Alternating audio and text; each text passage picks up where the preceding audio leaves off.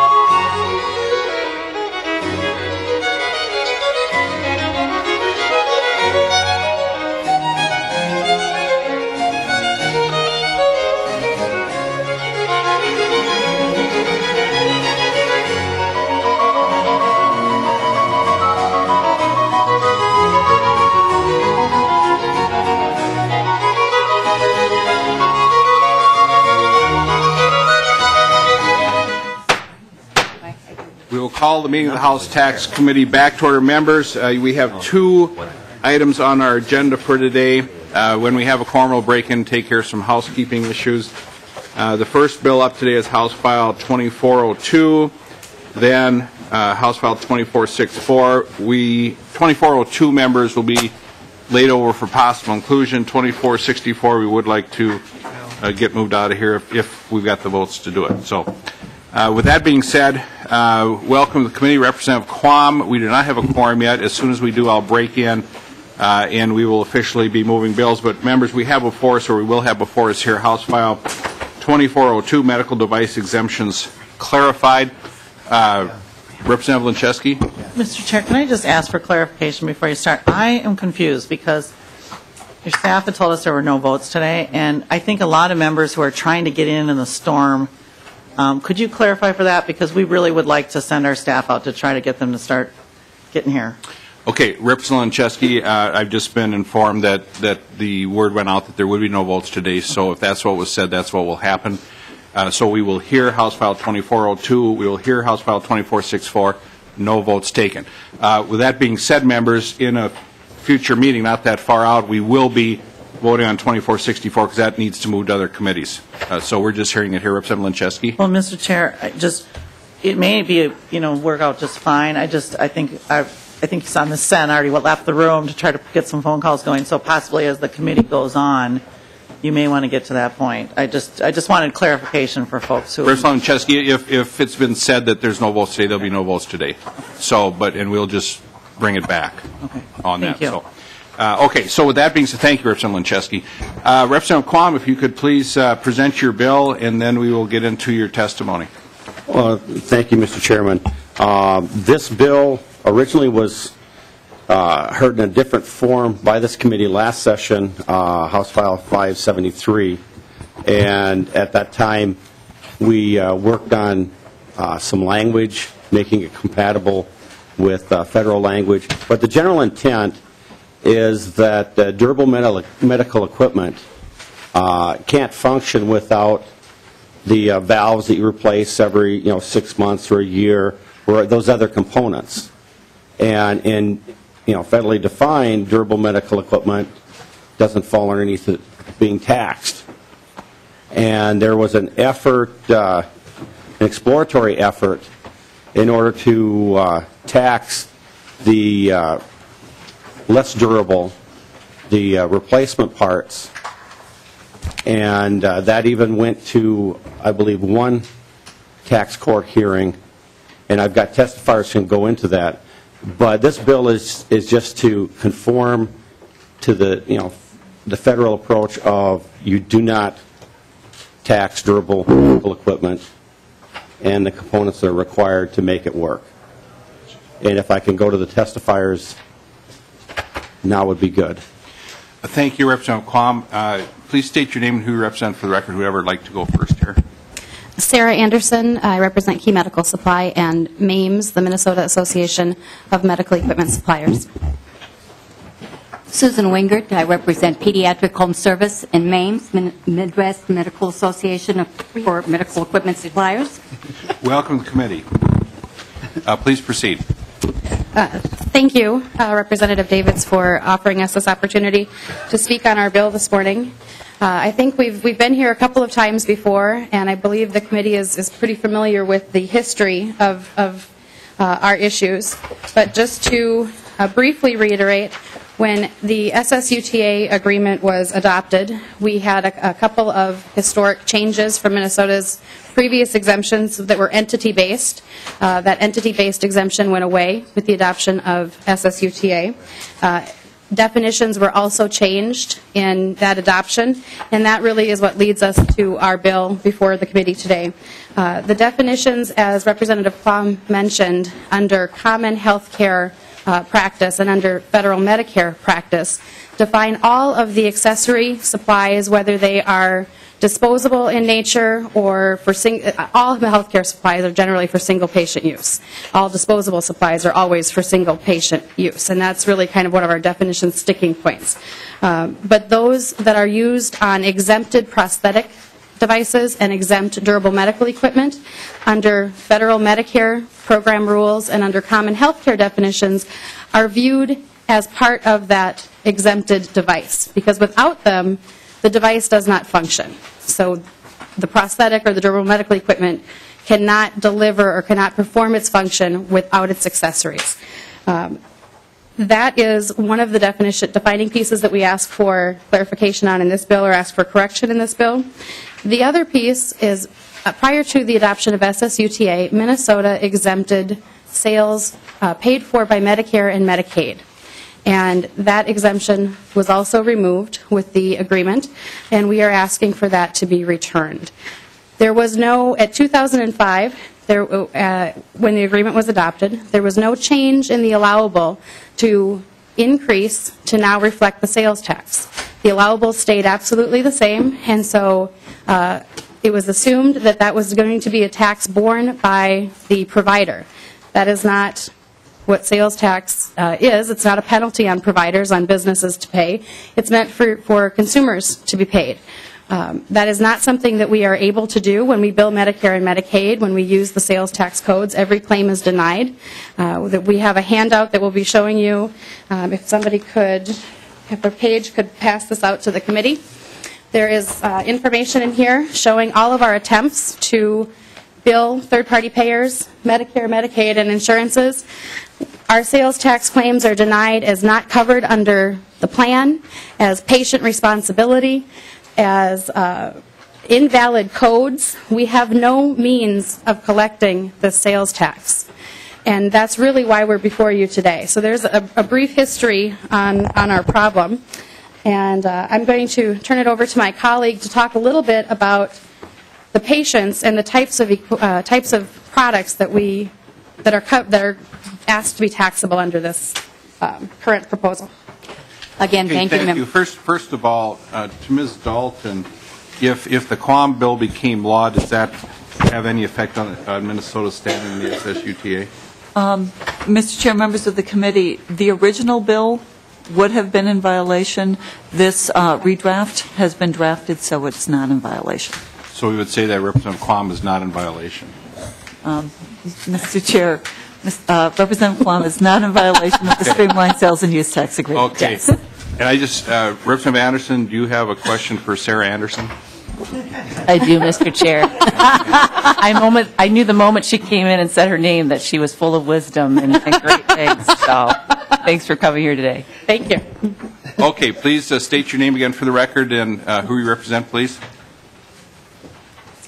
Oh, excuse me. I'm busy thinking. My name is Susan Wingert, and I represent Pediatric Home Service. Part of the reason I'm here is to discuss the people who use the equipment and why this sales tax is onerous.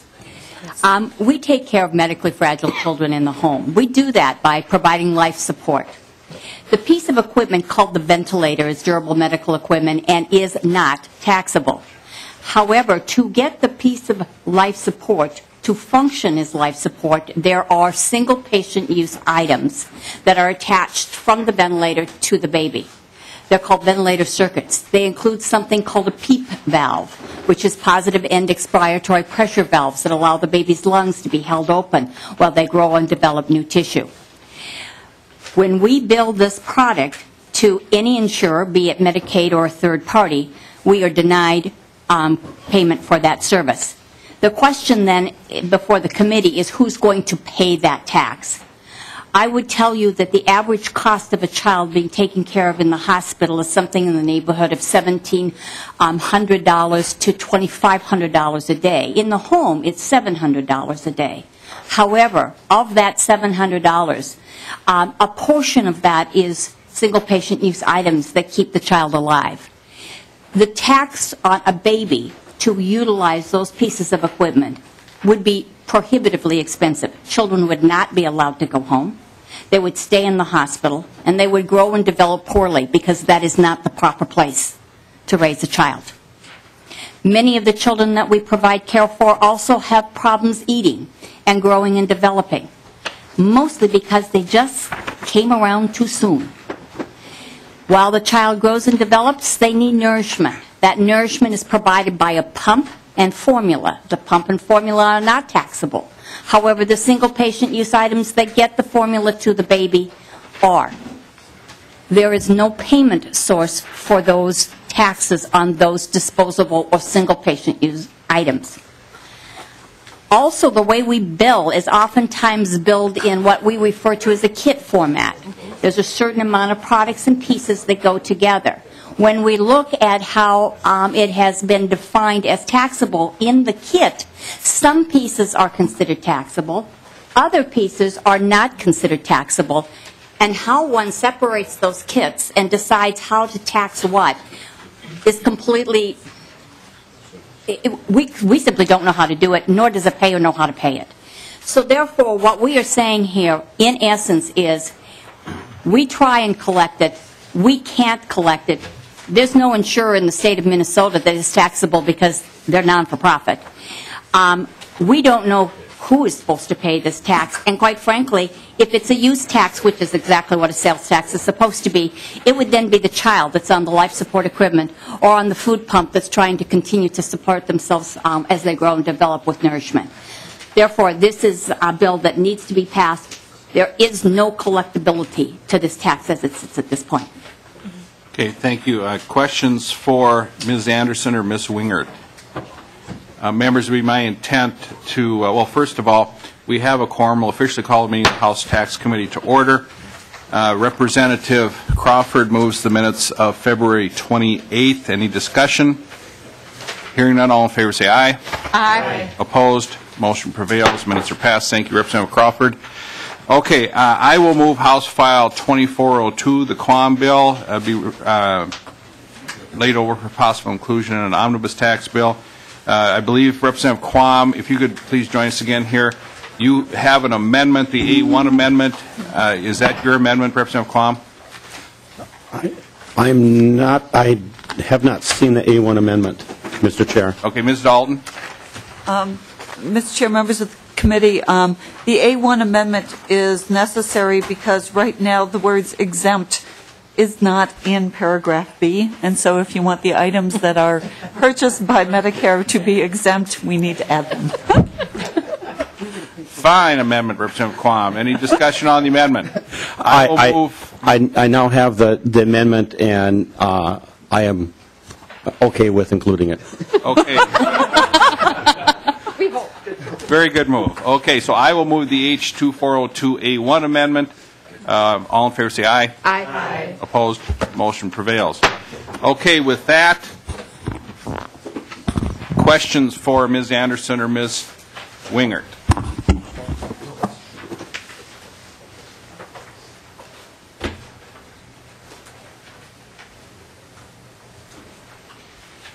Okay, thank you very much. Representative Runbeck. Thank you, Mr. Chair. And maybe Council could just go through this fiscal note. So it's a $17 million cost, is that right? Yes. And natural. I think that's a very good idea. Thanks, Representative Linczewski. Okay, we will do that. But first of all, there's no questions for Ms. Anderson or Ms. Wingert. Okay, you can, if you want to step aside, because I'm going to bring forward at the request of Representative Runbeck, Ms. Templin to go over the revenue note here. Oh, did you have anything you wanted to wrap up there, Ms. Anderson? I'm sorry. I do, in relation to the fiscal note. Yes. In the revenue analysis, estimate. I'm sorry, the revenue estimate. In the analysis data that was used by the department, there's an estimate that uses national health expenditure data. That data, and the estimate is that 70% of the non-durable medical products paid for by Medicare or Medicaid would be exempted by this bill. I think we believe that that's an overstatement of what would be exempted by this bill. Many of those products are already exempted under the worn on the body, the clothing exemptions, or the other exemptions in place. And the data itself, the national health expenditure data, includes a very long list of items that are not covered by Medicare or Medicaid, that are sundries, things like contact lens solution, contact lenses themselves. There's a very long list of items in that data pool that is much greater than what we would actually be talking about covering in this bill. So it is our belief that this number is higher than what would actually be represented. It's a much smaller, the life support products that we're talking about that are currently taxable, that would become exempt, are a much, much smaller dollar number than what this is based on. Okay, let's go with Ms. Templin, if we could, from House Research. And then is there, House Fiscal, is there anyone from the department that might be able to come down and address the comments just made? Okay, we'll call on you in a little bit to address that issue. Welcome. Please state your name and who you represent for the record, please. Cynthia Templin, House Fiscal Analysis. Mr. Chair, I'm looking at the revenue estimate for House File 2402, and there is a $17.2 million estimated revenue loss starting in fiscal 13. The revenue loss is higher in the first year because of the retroactive effective date of April 1, 2009. The estimated revenue loss in fiscal 14 is $4.8 million, and in 15 it's $5.2 million. Most of that revenue loss is estimated to come from the general fund. And to the testifier's comment about the 70%, maybe this will add some clarification. I did ask the analyst that prepared this estimate kind of what that meant, and he said that 70% of the total spending on non-durables is exempted because it is paid by Medicare and Medicaid, and the other 30% is being assumed to be paid by someone else or is already exempt. I don't know if that adds, kind of provides a little more background. Representative Erickson. Thank you, Mr. Chair. And Ms. Templin, if this were to become law and it's retroactive, to whom would this sales tax reimbursement be paid? I mean, there obviously would be a refund, I would think. So to whom would that go? Ms. Templin. Madam, Mr. Chair and Representative Erickson, this would go to the purchasers of the medical devices. Excuse me. Excuse me. Let's go to Ms. Dalton, if that's okay. Right. Ms. Dalton. Mr. Chair, members of the committee, because, as they stated earlier, they have never actually collected these sales taxes from the federal government, the refund would actually go to the sellers of these goods. The sellers. Representative Erickson. No, thank you. Okay, Representative Quam. Thank you, Mr. Chair. Since they have never collected this, there wouldn't be any refund. I would confuse. Ms. Dalton. Mr. Chair, members of the committee, to the extent that Representative Quam is correct and this tax has not been remitted to the state, there would not be a refund. And I would not be the person to comment on how much of this has been remitted to the state at this point. Okay, we'll get to the Department of Revenue in a second. Any more questions for Ms. Templin? Thank you, Ms. Templin. Okay, so for the revenue estimate. Okay, if the department could please come down.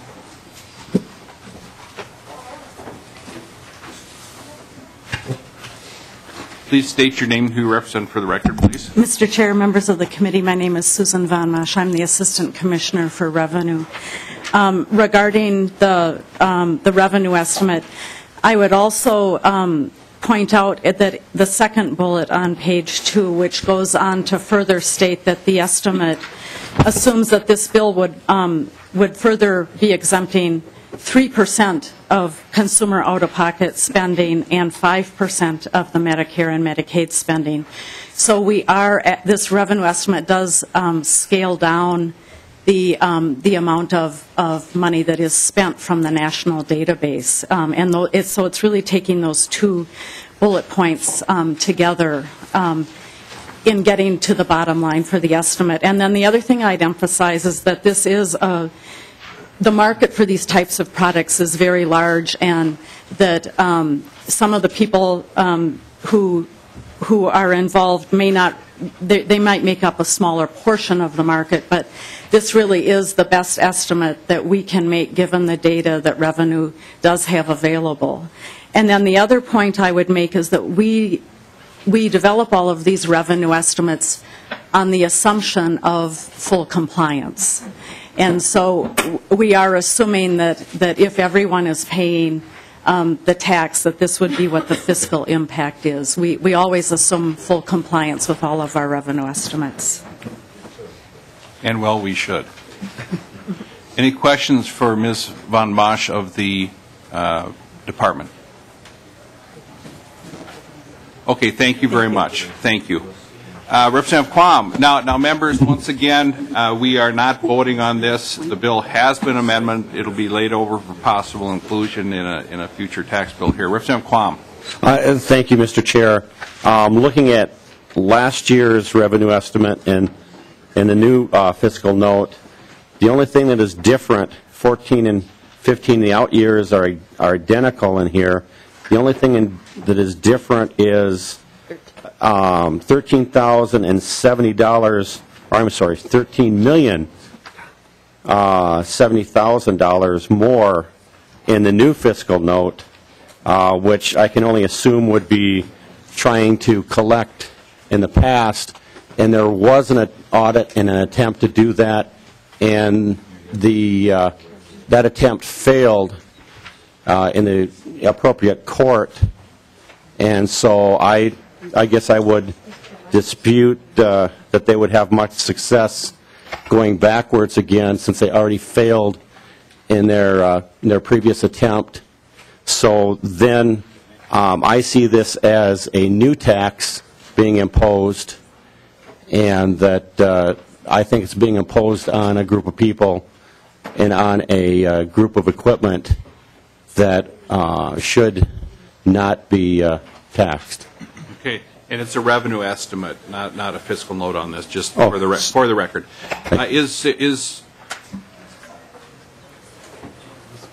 Okay, Ms. Anderson, first of all, are there other folks in the audience that have traveled in the murky weather today to testify for this bill or with concerns? Okay. Ms. Anderson, is there currently a court case going on this issue right now? There is not to our knowledge is there a current court case. Our organization was audited in 2008 and put forward challenges through the department based on the 2005 changes and the interpretations, and won our challenges, which set a precedent exempting other agencies from the 2005 implementation through April of 2009, which was when the Department of Revenue published some changes in their fact sheets. There are other organizations that are part of our trade association that we know have current challenges before the department for their audits. We do know that there are other member entities that have had audits where products that one group is being told are taxable, the next team is not viewing those products as taxable, so there's some inconsistency amongst those going through audits within our trade association. I think this is truly a confusing regulation due to the complexity of the definitions and the vast divergence that those definitions have from healthcare industry standards. Okay, thank you. Questions? Representative Crawford, do you have a question? Thank you, Mr. Chair. I was just going to ask how the April 1st, 2009 date was arrived at. I assume it's through the audit. The April 1st, 2009 date is arrived because that is the date that the fact sheets for sales and use tax regarding healthcare products, durable medical equipment, prosthetics, and mobility-enhancing devices were revised to reflect the changes that were made in 2005. Okay, thank you, Representative Crawford. Representative Lancheski. Thank you, Mr. Chair. Could I ask Ms. Dalton or Mr. Michael to discuss this finding of, and maybe it's Ms. Von Mosch, we just heard it's an audit, so I know that's proprietary information when there's an audit of a taxpayer. So we're probably not going to get into the weeds of this particular company who would benefit from this proposed legislation, but are you aware that there's been some Department of Revenue sort of ruling on this that's counter to the law? I mean, that seems pretty unlikely to me. So I think we're kind of getting, and maybe if there's some court things following through. I know Mr. Michael usually briefs the tax chair with the Department of Revenue staff on any court, sits in the room while the court folks come in and talk about all the legal issues that tax chairs need to know about. I don't know if that's happened with you yet, Mr. Chair, and I don't know if the Department of Revenue has gotten into this one, but I'm not even aware of this, that this had happened in '05, so maybe your staff, Mr. Chair, could tell us. Well, let's go to Mr. Michael on this. Mr. Chairman, Representative Linczewski, I don't know anything more about except listening to what the testifiers have said, and maybe I can sort of restate and translate what I think happened here, and that may help you. I think what happened was that they were subject to sales tax audits, and they went through the administrative appeal process in the Department of Revenue. And I think the outcome of that appeal process found that the informational materials that the Department of Revenue had used, the fact sheets, were not consistent with the audit position that they had taken. And so as a result of that, they won their administrative appeals. What Revenue did was then to revise the fact sheets to be consistent with the position that they had taken in the audit. That's the date that they selected for their effective or their retroactive effective date. And now the Department of Revenue is, of course, continuing to audit consistent with their prior audit position and now consistent with the fact sheet. And this organization and Representative Quam are trying to change the law to essentially exempt this and reverse that position. So there's no tax court case, there's no litigation going on. Representative Linczewski. Okay, other questions for Ms. Anderson or Ms. Wingert? Representative Davids, I have one question that I just need somebody to answer for me, and that is, who is supposed to pay this tax? I can't collect it, so who is supposed to pay this tax? To me, this is one of those things that is simply impossible to do. Do we actually have the state government go after the patients to collect this use tax? Because I don't know who else is going to get it. Mr. Michael, who's supposed to pay the tax? That's what I do when I have no clue. Mr. Michael. Mr. Chairman, members of the committee, I think, as with any sales tax, the responsibility for paying the tax is on the purchaser, and the responsibility for collecting the tax is on the seller. Mm-hmm. Now, there may be market problems with, and in this case, we're dealing with the federal government, and of course, the federal government makes its own rules. And so, under Medicare, to the extent that Medicare is paying for these materials, they have made it clear, and we don't have any ability to change the Medicare rules, that they are not going to pay. And so, therefore, it's going to fall somewhere on either the provider to pay out of their margin or their costs, or to try to collect it from the user, whether or not Medicare would actually allow that, because you get into something that looks like you're trying to charge more for service than what Medicare allows, and I don't believe that Medicare allows you to do that, but I'm not sure. Ms. Von Mosch, could you come down a second, please? If I could just add one piece to that. Ms. Anderson. Thank you for recognizing me. The Department of Human Services that operates the Medicaid program in Minnesota doesn't even recognize the code, the billing code that we would be able to use for sales tax. So we have to change policy there as well in order to even attempt to collect. How's that going? We've got a nice email back saying this isn't going to happen. I'm summarizing. Ms. Von Mosch, could you try and help us out to the Wingert question? It seems that we have a situation here that we're kind of in a box, and Representative Quam's trying to get us out of this box. How would you answer the Wingert question? Mr. Chair, members, I guess I would answer the question the same way that Mr. Michael did in terms of how our tax laws are currently structured. And it does seem as if the providers are in a tough position. So you rely on Mr. Michael, too. Not supposed to. You're very wise. Representative Linczewski. Thank you, Mr. Chair. Well, we all do, right? The whole state is relying on the nonpartisan staff. Mr. Chair, I continue to be confused by this issue because I understand the frustration, but the scenario that's been laid out is the case for everybody who's collecting the sales tax. If you're collecting a sales tax as a seller and you're pushing it down to the purchaser, I mean, we know sales taxes are regressive. I mean, in the end, it's the consumer who's paying it. So an industry who has to collect a tax, they have to decide, and this is, capitalism, are they all going to eat that in their margins? Are they all going to pass it down to the consumer in the purchase price? And I guess, the thing I don't understand is everybody in this industry is equally advantaged or disadvantaged. There are no, the state is silent on these different companies. I mean, they either all pay or they all don't, and the law says they all do. And if they don't have a mechanism to actually collect, they have to, by law. And that's why they owe a tax bill that I understand people don't want to pay. But, unless I'm missing something in this, I mean, that's how I understand it. And Mr. Chair, maybe you have a different way of thinking about this. I mean, if you want to give a new tax expenditure to give a tax break to say that they don't have to pay it anymore. But, all sales taxes are pushed down ultimately. That's why they're regressive, because consumers pay for them, and higher prices are, Representative Lancheski, isn't the difference here is they can charge the sales tax, but they have no way to get reimbursed. Well, Mr. Chair, neither does anyone else. I mean, if you sell, I think they're all, their issue, I think, is more with the federal government than us, if they want to prevail. I don't know. I mean, I just have not understood. If there was a person in the industry who was getting a benefit that someone else in the industry wasn't, but they're all in this same boat together.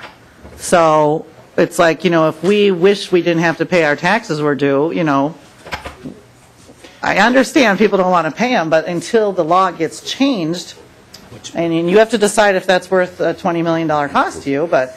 Thank you, Representative Lancheski. And to the point, there's a point made that some people from the Department of Revenue are saying you do it this way, and some people are getting on the same question that you do it this way. Ms. Von Mosch, is that an issue, or is it the same for everybody?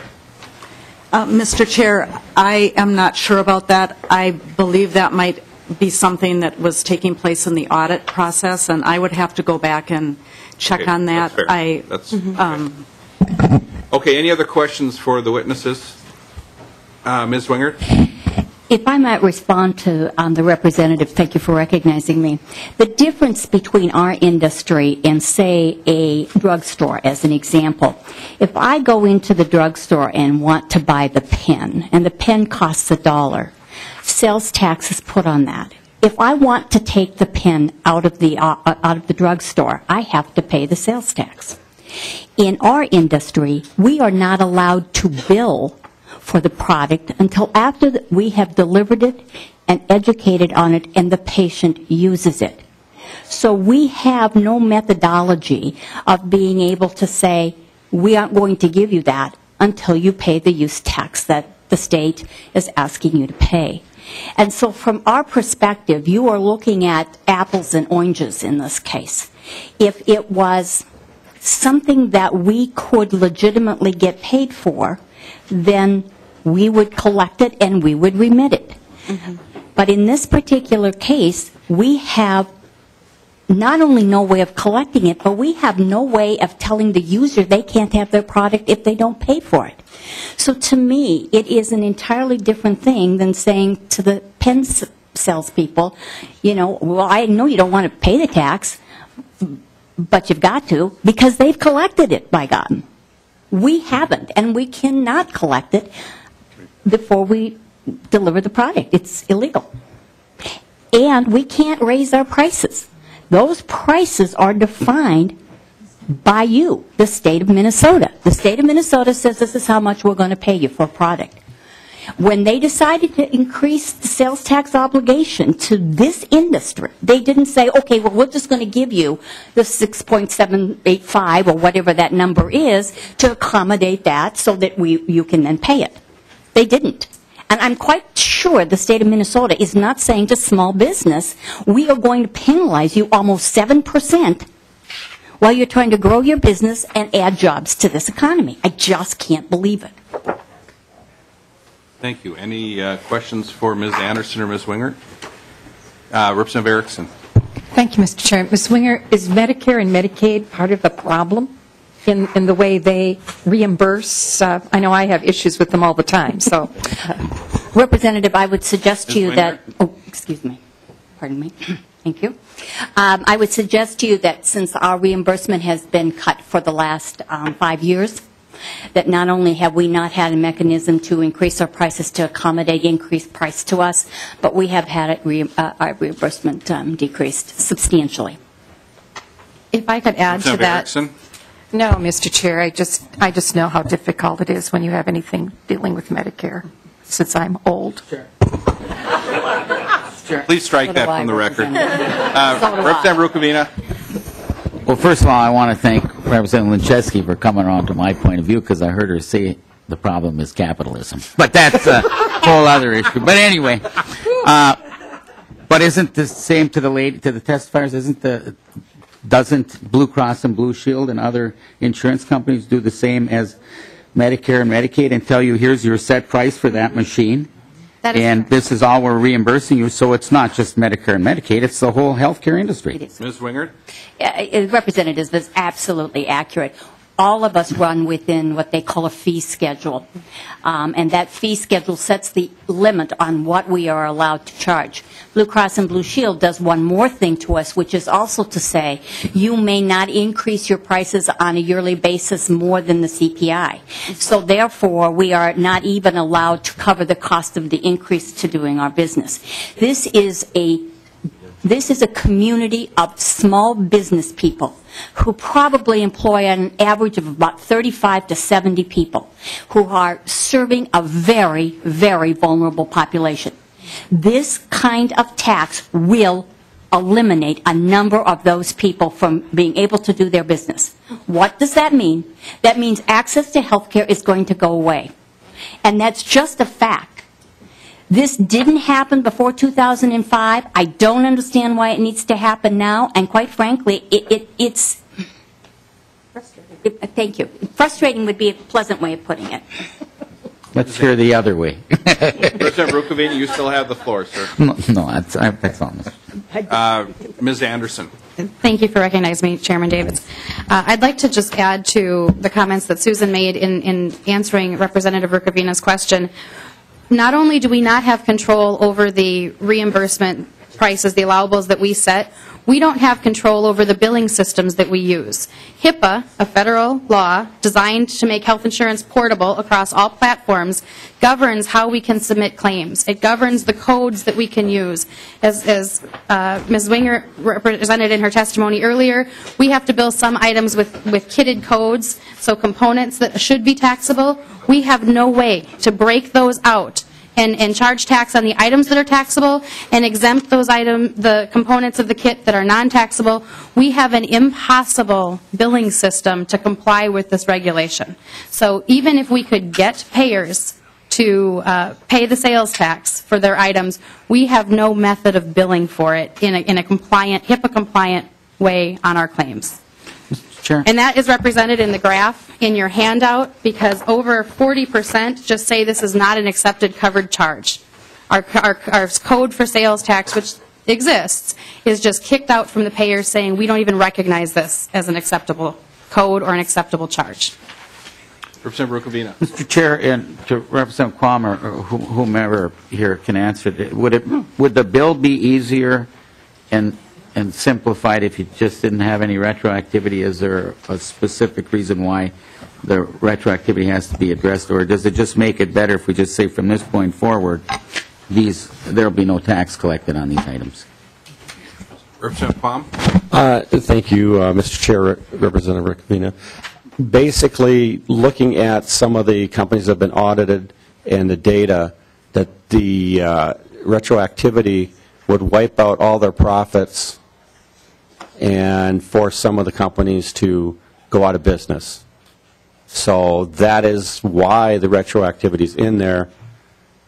And, we're trying to avoid, because, frankly, in the metro area, there are a lot of options In parts of greater Minnesota, there are very few, and you don't want to be waiting on a mail order piece of equipment or product. And so that's why they serve a very vital function to a group of people. Frankly, we could have some of the consumers come before committee, but it's difficult to travel even the best of weather. Thank you. Representative Rukavina? No. Members, I'm sure that there's some rule someplace that says that I can't mention what the Senate's doing. I think maybe that's just on the floor, but I'm going to anyways. The companion, and correct me if I'm wrong, Representative Quam, the companion over in the Senate is not retroactive, and then when you look at the revenue estimate there, you're looking at the same numbers in 14 and 15, but in 13 you're going from 16.3 and 900,000, the 17.2 actually goes down to 4.1 without the retroactivity. And I understand why you're doing what you're doing, but very seldom, I've been around here a couple of years, do we go retroactive. It has been done, and we're the tax committee, we can do whatever we want. But as this discussion goes on, we'll have to try and work this out, because you're in a very difficult situation. And so, Representative Lenczewski. Well, Mr. Chair, since you can do whatever you want, do you have a target, Mr. Chair, yet for this committee for this year? Do you have any spreadsheet ideas? Representative Lenczewski, I really want one, but I don't have one. Do you want a positive or a negative? What are you rooting for there? Yeah, we'll talk about that. Okay, thank you. Thank you, Representative Lenczewski. Stay tuned. Okay, so with that, any other questions for the author or the witnesses? Thank you, Ms. Wingert and Ms. Anderson. Very, very well done. Thank you. And so we want to thank you for being here. Representative Quam, we will lay 2402 as amended over possible inclusion in an omnibus tax bill. And I don't believe there's any other testifiers we asked earlier. Okay, thank you very much, Ms. Anderson, Ms. Wingert, and Representative Quam. Thank you, sir. Okay, item next, I will move House File 2464. Is there, let's see here. Okay, so I will move that bill. That is a David's bill and a David's Rukavina bill, so it's got to be good. Okay, with that, members, what this does, this has to do with liquor reporting requirements and penalties and so forth with the Department of Revenue. Is there, first of all, anyone that would wish to testify against House File 2464, the Chairman's bill? Anyone? Okay, why don't we do this? Why don't we go, we have one person that would like to do that.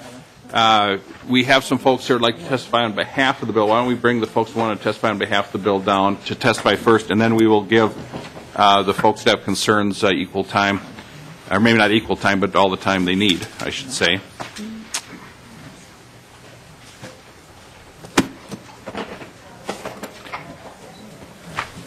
If you could please state your name and who you represent for the record, please. Good morning, Mr. Chairman, members of the committee. My name is Darrell Bungie. I'm here today on behalf of the Minnesota Wholesale Wine and Spirits Council. We represent, it's a trade association representing the wine and spirits wholesalers doing business here in Minnesota. Welcome to the committee, sir. Thank you, Mr. Chairman. The bill basically takes an onerous burden that's been placed on us to provide information that we may not have access to, particularly accurate information by the Department of Revenue. And with me today is Fred Richards, who is the Credit and Collections Director for Johnson Brothers Liquor, one of the members of our association. And I think he can kind of walk you through what the problem is and how this bill cures it. Mr. Richards, please state your name and who you represent for the record, please, sir. Thank you, Mr. Chairman. Fred Richards. I'm the Credit and Collections Director at Johnson Brothers Liquor Company. Welcome to the committee, sir. Thank you. Representatives, I'll just walk you through some of the process that we have to follow. There's a reporting requirement that every March we have to report all of our alcohol sales to all of our on all of our customers to the Department of Revenue, listing the number of the amount of alcohol that's sold to each location. In that report, we also have to provide a Minnesota tax ID number as provided by the customer. That Minnesota tax ID number, again, is provided by the customer in the form of a tax resale exemption certificate that the customer provides to us. We have no access to whether that number that was provided is actually a valid number or a typographical error or if it's correct, et cetera. So we have no idea if it's actually an accurate number because those numbers are, the Minnesota tax ID number, are provided by the state to the retailer, our customer in this case. So when we provide that report to the Department of Revenue, sometimes they will come back to us and say, no, this is an invalid, you're out of compliance with filing this report, even though we're relying on the good faith of the customer that they provided an accurate number. Okay, thank you, Mr. Richards. Any questions from the committee members before we bring the department down? First of all, anybody else like to testify for this bill or with concerns? Okay, any questions for Mr. Richards and Mr. Bungie? Representative Rukavina? Sure. So what happens then if you have a number that doesn't jive with the Department of Revenue? Do they fine you? What do they do to you, sir? Mr. Richards. Thank you, sir. Mr. Representative, they give us a period of time, such as they'll send us a letter and give us a period of time, such as 2 weeks, to provide a corrected number. So then we have to go back to the customer or the retailer and ask them to either refill out the certificate or get a number from them, the corrected number. And oftentimes they don't understand, they're unsure what number we're actually asking for. Representative Rukavina? Mr. Chairman? To take that a little bit further, the Rukavina question, okay, so you got 2 weeks to do that. What happens then if it's not done in the 2 weeks? What does the department do then? I mean, take away your birthday or what? Yeah. Mr. Chairman, thank you. If we don't provide that number, then we could be potentially liable for the tax, even though it may have been remitted by the retailer in the first place, which could ultimately be a double taxation where we've remitted the sales tax and the customer has remitted the sales tax both to the state. And there could be potential fines. Why are you collecting that for the department? Doesn't the department already have that? Mr. Chairman, yes. Those numbers are provided. They're issued by the Department of Revenue to the retailer. Perfect segue for the department to come down and tell us why they have concerns. Ms. Von Mosch, or any more questions for Mr. Bungie or Mr. Richards? Okay, thank you, gentlemen.